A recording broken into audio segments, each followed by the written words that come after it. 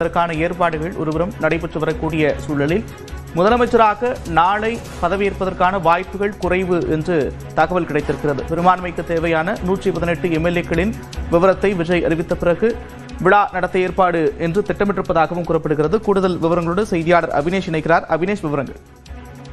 தமிழக வெற்றி கழக தலைவர் விஜய் இன்று ஆளுநரை சுமார் 3:30 மணி அளவில் ஆளுநர் மாளிகையில் சந்தித்து ஆட்சி அமைப்பதற்கான உரிமை கோரினார்.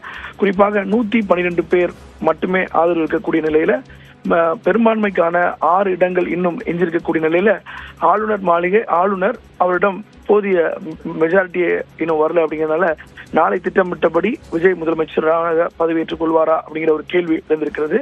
குறிப்பாக தனி